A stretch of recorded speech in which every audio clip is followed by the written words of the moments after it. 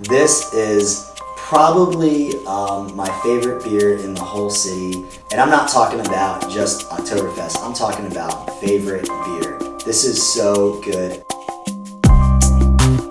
We have collected every single Oktoberfest beer brewed in or around the city of Pittsburgh. We are gonna try every single one of them, give you some notes on them, and even choose a couple that we think are like a little bit extra awesome. But there were so many of them in Pittsburgh that we actually had to make little rules about what counted as a Pittsburgh beer. So a whole bunch of local classics may not be represented here. Basically, we said they needed to have a location in Pittsburgh or near Pittsburgh, like within a couple miles. So sorry if we missed out on your favorite, but there are just so many this year. There's so many breweries. So we have actually two styles of beer here. There are two styles of Oktoberfest, and the breweries around here are doing a good job of making sure both are represented. You get the Märzen beer, which is going to be the more traditional one. It's darker, maltier, a little bit heavier, and then the kind of newer take on that, which would be the Fest beer. Not as dark, not as malty, and hopefully not as heavy because there are a lot of beers here. Some breweries actually did like both styles. Which is cool. I mean, it's great. Honestly, I'm gonna be thinking about just how much I enjoy them. So whether it's a Märzen, whether it's a Fest beer, if I'm enjoying it, it's a good Oktoberfest. A good beer is a good beer. Let's get started.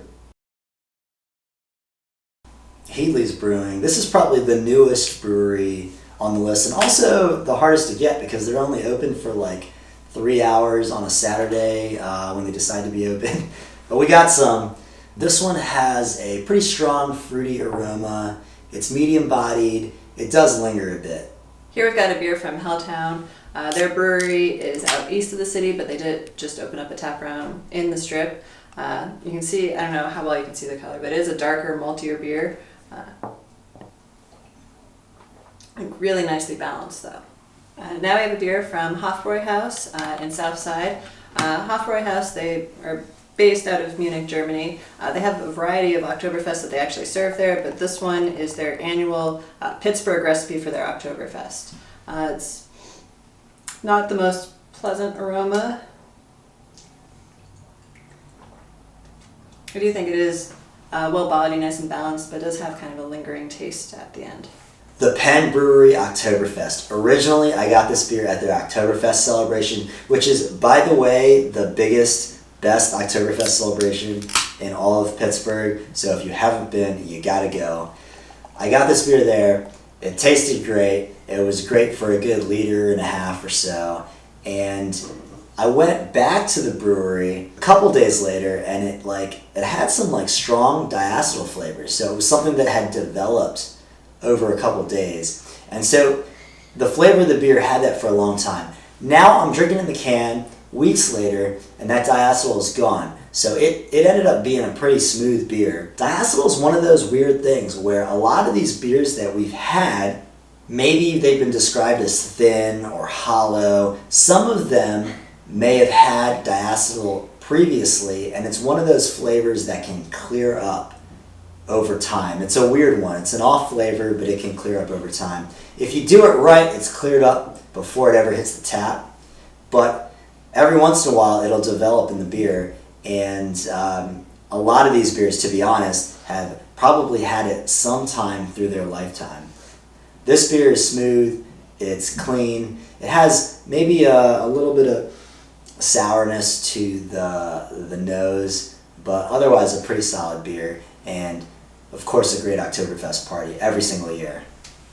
So Southern Tier actually does an Oktoberfest that they brew in Pittsburgh. They do brew a couple beers in Pittsburgh. This one is really nice, but it is dominated by kind of cereal flavors. Otherwise, very malty, very smooth, no off flavors. Just a little bit more of that cerealness that I would normally like. Allegheny City does some great beer up in the north side, a great beer scene over there just in general.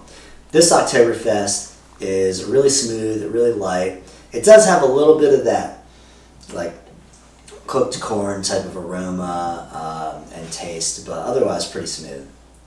Abjuration in McKees Rocks. I really love how technical they are about their brewing.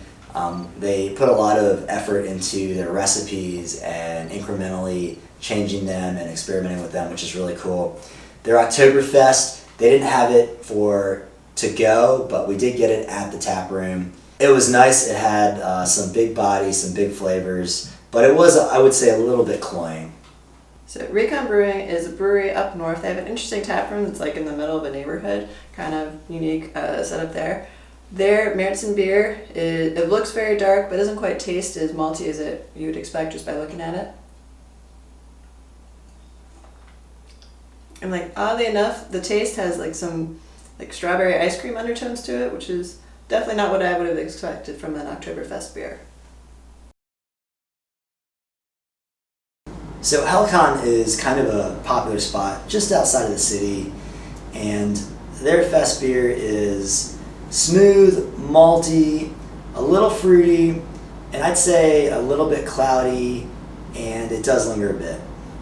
Alter Genius is a newer brewery. They actually opened up, probably the first brewery in the area that opened up during the pandemic. Their fest beer is medium-bodied, roasty, and actually a little bit spicy. Mindful Brewing in the South Hills. This beer is a little bit malty, a little fruity. It does linger a bit, but I actually really enjoy the carbonation.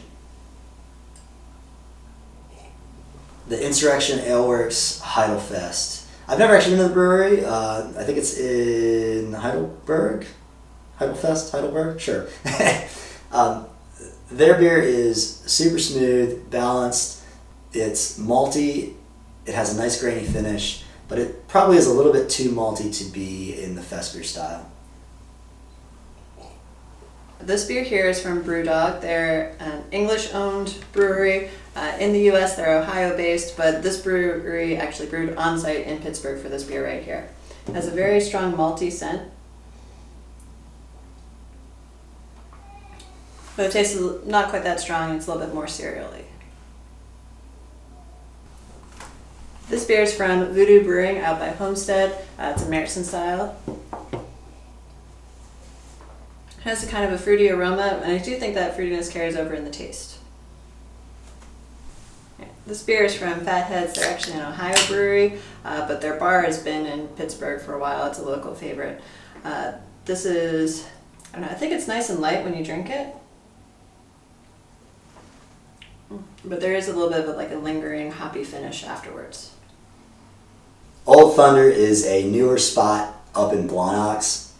They have a ton of brewing experience, and they came out guns a-blazing with really great beers, probably some of the most consistent beers in the city of all the breweries, which is saying a lot. This one is a little bit heavier. I think it's like a Märzen style. It's smooth, but I would say a little bit more of those caramel toffee type flavors kind of come through, which I'm not huge on, but if you're into Märzens and you like a little bit more of that complexity, then you might like this one. Now, Brew Gentlemen, they released their Oktoberfest at the Old Thunder Oktoberfest party, and I had it there, and then I went back to grab it at, I believe, Beer Hive. So it was kind of hard to get this year. It's pretty good. It's pretty malty, but it has a light body, but it does come off kind of sweet, and it does linger. The finish does linger a bit.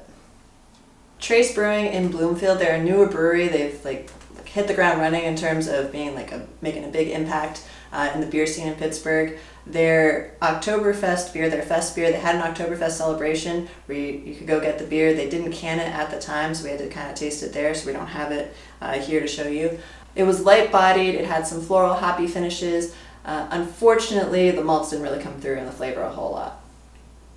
This Märzen from Denton Keg, it was really well carbonated, full-bodied, and has some interesting roasted malts. 4 Points just opened up a tap room in the north side, and they released a fest beer and a Märzen. This is the fest beer. It's really nice, light. It has a lot of carbonation. It's really easy to drink. It does have a little bit of sulfur and some floral hops that kind of dominate the finish, but otherwise really great. The Märzen we'll talk about in a second. All right. We're like halfway through. Ash, Kieran. what would you say makes a great Oktoberfest beer for you? Well, obviously the can design, big part of it. No, I really like lagers, so I like Oktoberfest season because there's just a lot of lagers out there. I personally like lagers that are malty and light. Malty and light. Yes. Well, I want the malty flavor, but it's Oktoberfest. You're supposed to be drinking a lot. Out of a big... out of one of these, right? Yeah, so it has to be light enough that... it has to have enough flavor that you enjoy it the whole time. It has to be light enough that you can get through all that and then pour your next one. I like a little bit of carbonation, so it's refreshing. And honestly, like I don't like it to be hoppy, like noticeably hoppy at all, because I want to be able to be tasting the malts, and the more hops that are in there, the heavier it has to be before you can really even taste the malts. And I like a light, refreshing, not a light beer, but a light, flavorful beer, and that's hard to do with a lot of hops in there. No dry hopped Oktoberfest for you. Maybe I'd be open to it if it if it works. All right, well let's keep going. Let's jump right back in.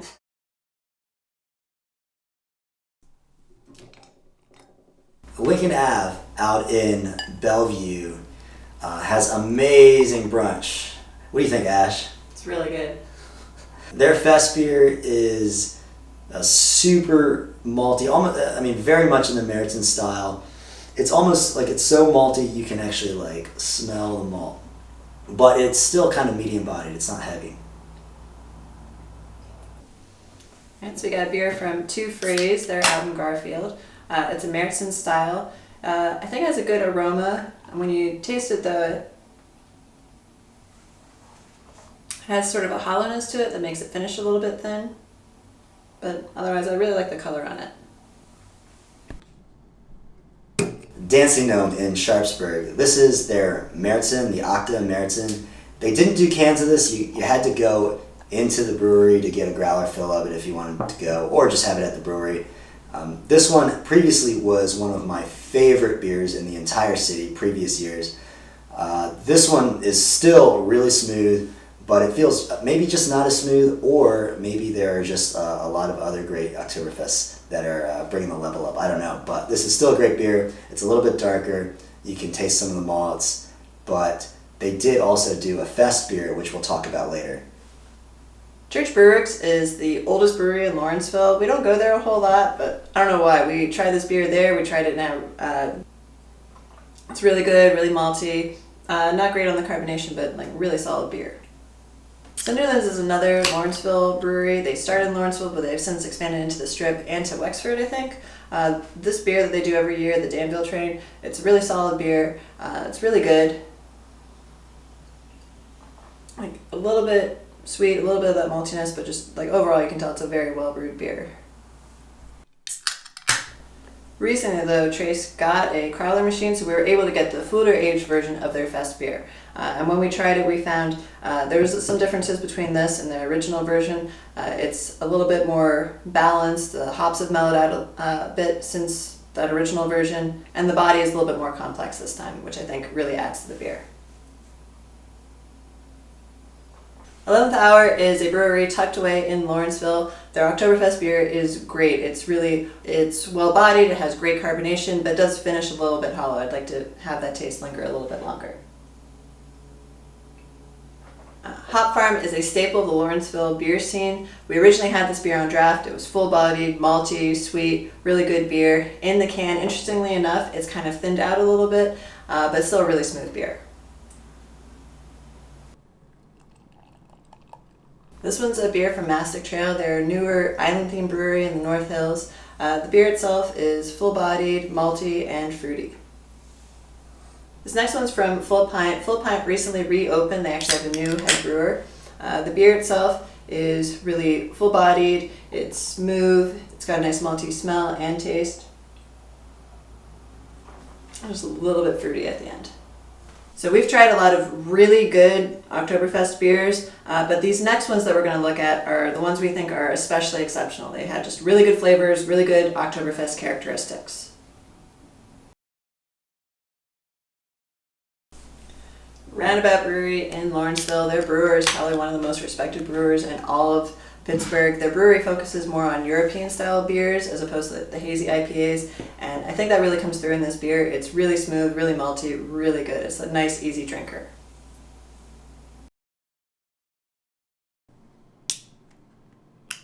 Necromancer is a newer brewery in the North Hills. Their Märzen beer, out of all the beers we tried, theirs is actually the maltiest, but even though it was really malty, it was still really overall smooth. It even has a really nice smooth finish as well. Grist House in Millvale has been a super popular spot since they reopened. They were closed down a long time for COVID, and they put out this fest beer, and it is incredible. It is super light. You still get a little bit of the malt, no off flavors at all, and it's not over hopped or anything. So really, there's nothing concealed. It's pretty amazing. Now the 4 Points Märzen. This is a super awesome beer. It is extremely malty, but it doesn't have any of that cloying, caramelly flavor. It's actually really, really nice and smooth, while also having a lot of malt character. It's probably the best example of a Märzen in the entire bunch, at least for this year. The Dancing Gnome Fest beer. This one is super light, super easy to drink, well carbonated, smooth, no off flavors whatsoever. There's a little bit of sulfur, but otherwise just like super easy to pound. Probably a whole liter of this, and then maybe 2 liters, or go take a nap. The Hitchhiker Oktoberfest. This is probably my favorite beer in the whole city, if not favorite, top 5. And I'm not talking about just Oktoberfest. I'm talking about favorite beer. This is so good. Every year that they release it, it's amazing.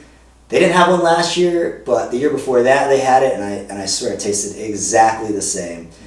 This one is a weird one in that it's kind of like a fest beer in color and body, but it's very, very malty. You get this smooth, grainy finish, no flaws, super awesome.